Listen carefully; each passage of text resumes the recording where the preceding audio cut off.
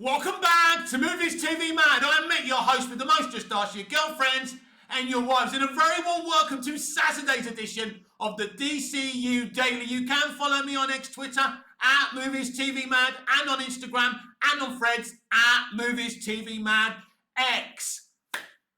Let's cast our minds back to Man of Steel. The build-up to Man of Steel. The release of Man of Steel. During the announcement or the build-up or during the release of Man of Steel, do you remember any other DCEU projects being announced? No, because the DCEU didn't even exist when we had the announcement of Man of Steel. During the build-up and marketing to Man of Steel, there was no franchise. They said, let's wait and see. If this film does well, then we could, continue it as a franchise. We're putting some Easter eggs in the movie, so there's a chance. That's what David Goyer and everybody else, Snyder and Nolan, were telling us, right? There were no announcements for sequels or anything because they were confident about their picture. Their picture made enough money to warrant a sequel. Not as much money as they wanted to make, because studios never make the money they want to make on a picture, but they wish they made more. So they made the decision to do a Batman and Superman movie combined to try and reach that higher box office, which is fair enough.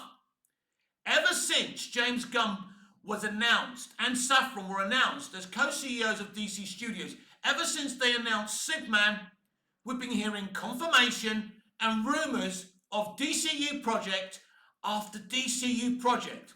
And there is only one reason for this, boys and girls. It's to create hype for Superman, because that's how desperate they are for this movie to be successful, because a whole studio's future, fate and destiny lays in the hands of one movie that could succeed and fail. So we're hearing all these plans. They've already announced a slate. Snyder never announced a slate. WB never announced a slate during the build-up, announcement or release of Man of Steel. That was the right decision. They've actually started production on Supergirl Woman of Tomorrow, and very soon they'll start production on Lanterns without knowing if this Superman film is going to be the launchpad they need via the box office to continue their franchise. It's insane. I've already exclusively revealed to you there is no Batman Brave and the Bold, and Batman, the DCU Batman, will probably turn up in other movies if there actually are other movies, because Superman has to be successful for these projects to happen. They've got no business actually shooting a Supergirl movie without knowing how Superman is going to do. And you can say, well, that's how confident they are. No, it's BS. I keep on telling you, modern day Hollywood are a bunch of used car salespeople. They're a bunch of blaggers. All these projects, the confirmed ones and the rumoured ones, are just a big blag to create hype on Superman. So, there's an update on Clayface, and it's a very interesting one. So let's get into that. Some info on Clayface. This comes from DCU Updates. DC Studios has been searching for a Clayface director since late 2024.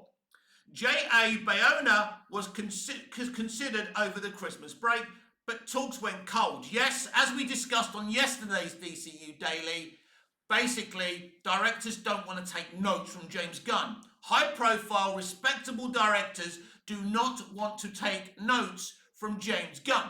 So there's that.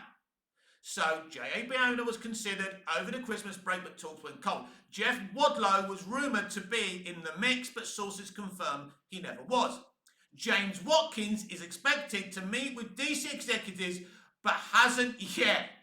So I mean, is he ghosting Gunn?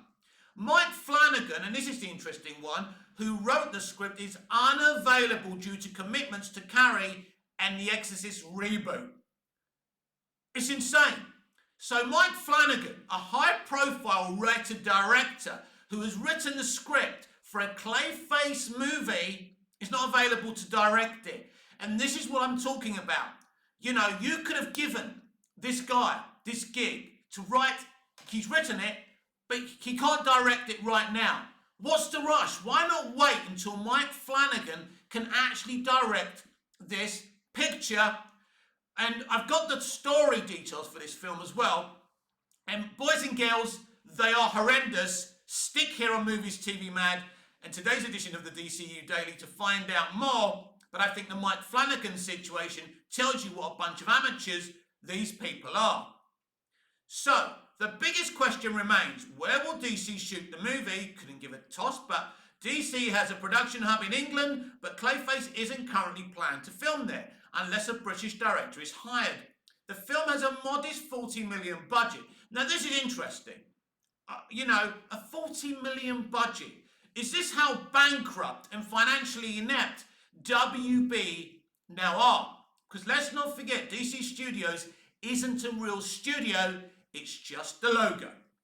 All the money is coming from WB. Marvel Studios have their own budgets, their own finances.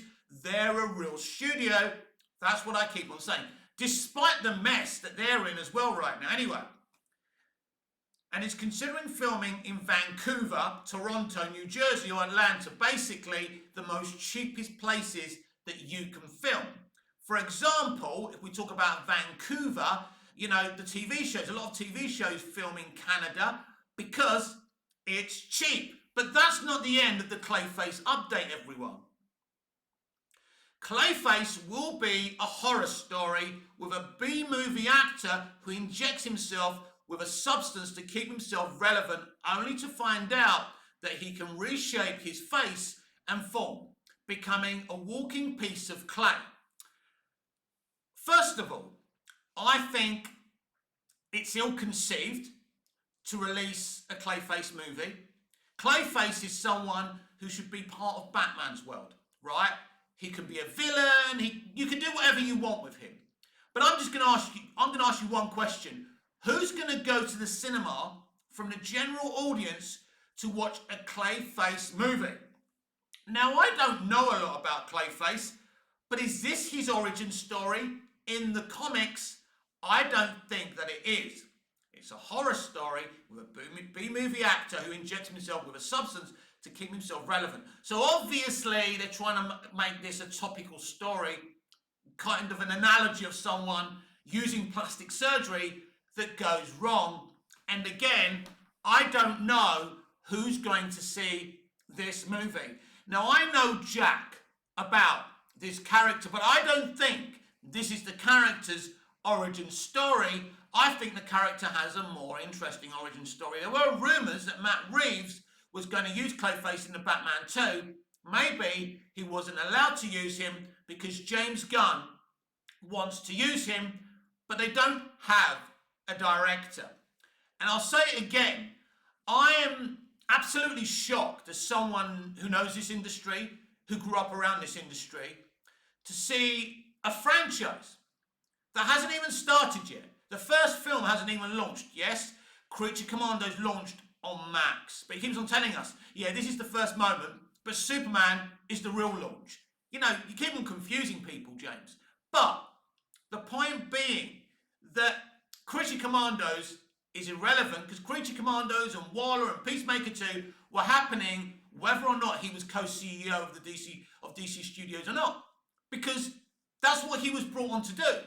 He agreed to write a Superman movie which got him a ticket to ride to make Suicide Squad, to make Creature Commandos, to make Peacemaker and Peacemaker 2. That's what he should be doing. They're his singular visions. I keep on talking about DC, comic book movie, comic book TV and streaming, singular visions. His singular vision is the Suicide Squad, Creature Commandos, Waller, all of them, Peacemaker, Peacemaker 2. He should be in his little corner working on all those. That's what James Gunn does best. And if he wanted, through his singular vision, to write and direct, you know, a Sergeant Rock movie or a Clayface movie on his own, taking his time, doing it all himself, that would have been fine. That would have been his little department at DC. Then Matt Reeves would have another little corner, and Zack Snyder could have another little corner. And other directors can have other little corners. You know, I keep on saying this, and I know it's dull and boring to be so repetitive. That's what I want from DC. But James Gunn isn't a CEO. It isn't in his armory. He's a writer-director. And all he's doing is greenlighting projects with smaller characters because that's what he's interested in. But he's not thinking about the business side of it. So we'll see how his Superman movie does. If his Superman movie is successful, it gives him a lot of power to do whatever the hell he wants. If it fails, the game is over. And that's why I don't understand how anyone can greenlight all these projects without knowing how Superman's going to do. I've said it before, I'll say it again. The teaser trailer looked good, but it does look like the best sequences of the film cobbled together. We remember the rumours about WB telling him to make the trailer better because they didn't feel it was very good. It's clear to me that they're the ones who told him to take out the jokes and the smiles and Superman smiling from the original teaser they cut together. They wanted a more somber one to shut the Snyder fans up. Not to get them to watch it, but to shut them up from criticising. Of course, the Snyder fans found other things to criticise, of course. But I think the teaser was a slick piece of marketing. It's what came after the teaser that's the problem. You know, I was thinking about this. It was Valentine's Day yesterday. We could have had a nice romantic scene between Clark and Lois, or Superman and Lois, right? They could have released something with Clark and Lois. 30 seconds. It would have been brilliant. It would have worked. They did release something. They released the same, clips from the teaser. That's no good. And so they missed out on the potential of having an image of Superman instead of, Guy Gardner. And they missed out on an opportunity on Valentine's Day because these aren't the smartest of people. So originally, the idea of a clayface movie kind of excited me, especially if it was going to be really, really scary and dark. And this sounds like this is in the DCU again. I would rather this be an Elseworld picture. And again, when you've got, it's like what they were saying, the lads were saying on that audio I played you yesterday. It's because he can't tell, he can't tell that, James Mangold what to do on a Swamp Thing movie. He's decided to do Clayface.